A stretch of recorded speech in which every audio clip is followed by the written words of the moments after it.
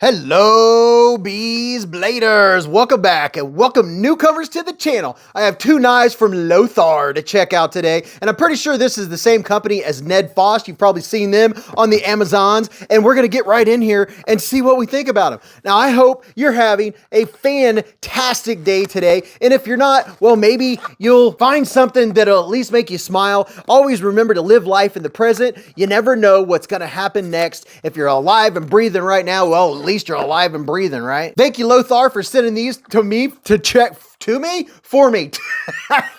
To me, for me, to me to check out. Just so you know, it doesn't matter if it's sent to me or if I buy it. I always give the same opinions. I have no reason not to. And if a company doesn't like negative feedback, well, they don't have to send anything for me to check out. That's up to the company. But I have found out, and it's in my experience, that the good companies that go places are the ones that don't mind when knife reviewers have anything, not negative, but have nitpicks or things like that. Well, that's how you get better, right? And you don't just watch my videos, watch them from different reviewers, from left to right to up to down. That way you get a full spectrum of everybody's ideas because everybody likes different things, right? Now this is the Lothar Seagull. Would you look at it? Just look at it. Now that is some pretty cool looking carbon fibre. I would say this carbon fiber is probably the overlay type, especially since we're running in the $29 or $30 range.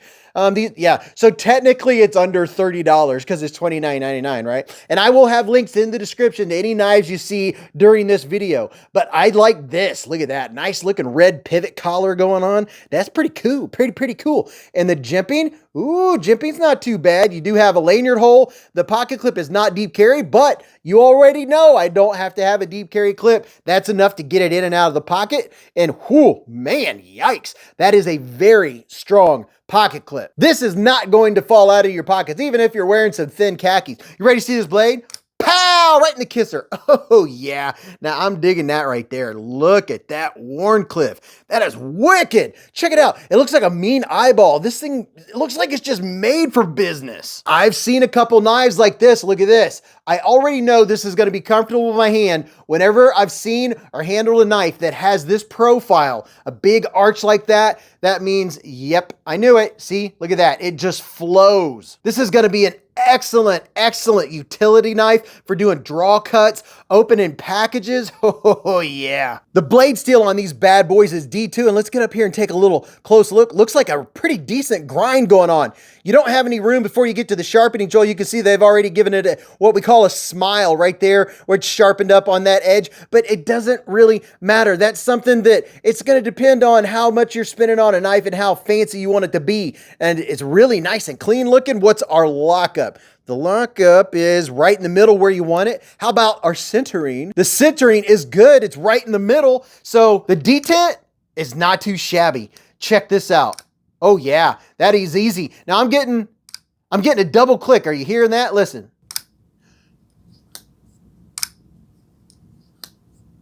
So what that is, it's coming out of the detent hole.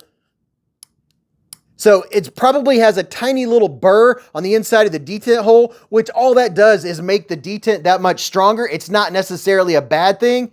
The detent on this thing works wonderfully. Now the ergonomics, oh yeah, it feels good in my hand. You know, I have a large width hand, so I have no problems, no issues with the ergonomics, giving it the Beez squeeze. The pocket clip's not bothering me. It's a nice low profile pocket clip. This is a pretty cool knife. You know what? Let's check out the weight and the size of it real quick. This is not a heavy knife, and let's see, it's coming in right at 7.5 inches, and then your sharpen length is 3.3 inches. So 3.3 inches sharpen length is not too shabby. Let's get a weight on this bad boy. This is gonna be one of those ones that, even if you're wearing some light, like basketball shorts or something like that, and you just want a light knife to carry with you. And by the way, yeah, look at that. Look at that reverse grip. So if you do the self-defense thing, then this is probably going to work very well for that instance. I don't condone it. I don't know anything about that, but I do know it has a comfortable reverse grip. Now let's check out the weight. The weight is 2.29 ounces. See, I'm telling you, look at that, 2.3 ounces. And you know, I'd like to know a little bit more. Tell me, do you carry a knife for self-defense? If so, what style do you like? Do you recommend it? You know, there's a lot of opinions about that. I have my own opinions.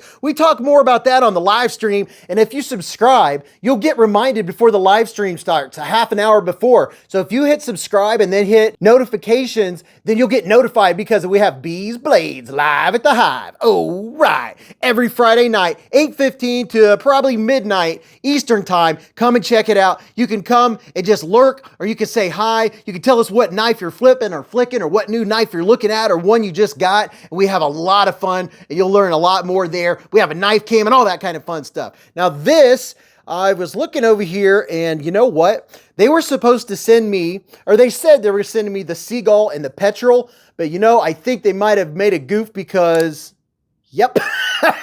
Okay, I was like, wow, okay, that's not what I remembered. I remembered that one of them had a different handle, and I was looking over there in the corner of my eye, and I was like, they look awfully similar. This is both the same knife. So I'll put a picture right now up on the screen of the Lothar Petrol. And while you're looking at it, I do know that the biggest difference I saw in the Petrol and this one here is the handle of the Petrol looks kind of like, reminds me of an Ontario Rat #1. It looks like a very comfortable and very ergonomically sound knife. And I'm pretty sure it was the same price, 29, 30 bucks. So this is close. I know it's close to the Petrol. I would like to check the Petrol out because I had the feeling that the Petrol would even be more comfortable and fill my hand out even more than this one. And since we have two of these bad boys, we'll just go ahead and get the QSP Penguin and put right in the middle. So there's what the Penguin looks like for a size comparison. And then if you want to see something interesting, when you're watching my videos, they're always at a slight angle. You can see these are the exact same knife, but this one, because it's closer, makes it look like it's a tad bigger than this one, because this one's a little farther away. And I'll put two more knife comparisons up here for you,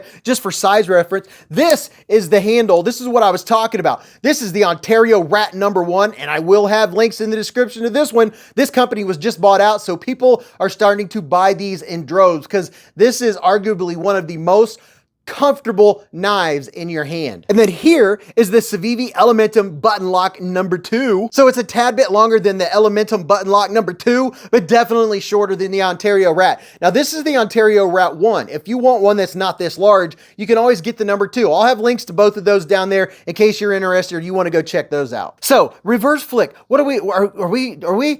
Oh, you know what? I almost didn't even think to try it. That reverse flick is doable, but it has such a strong detent. Now what I would do is take it apart, get a little bit of sandpaper, and there's a little hole in there, the detent hole. I would just clean that up a little bit, and that's not gonna be a problem. It's gonna go away. Let's see, this one is the same. So it sounds like it has a deeper detent hole, which is, it's keeping it in there, but the reverse flick is almost too strong of a detent to do that reverse flick. So there is the Lothar Seagull. Tell me what you think about it. What do you think about the picture of the Petrol? I hope you enjoyed checking this knife out with me. I do think it is a wicked knife. I like the design. I like the feel of it. I like the detent. The action is good. I'd say it's worth 30 bones or 30 doll hairs. Tell me what you think about it. And until I talk to you next time, go watch this video. You're really going to enjoy that. And I'll see you in the comments of this video, in the chats, and at the live stream every Friday night. Remember, live life in the present, keep a Band-Aid handy, and don't cut yourself.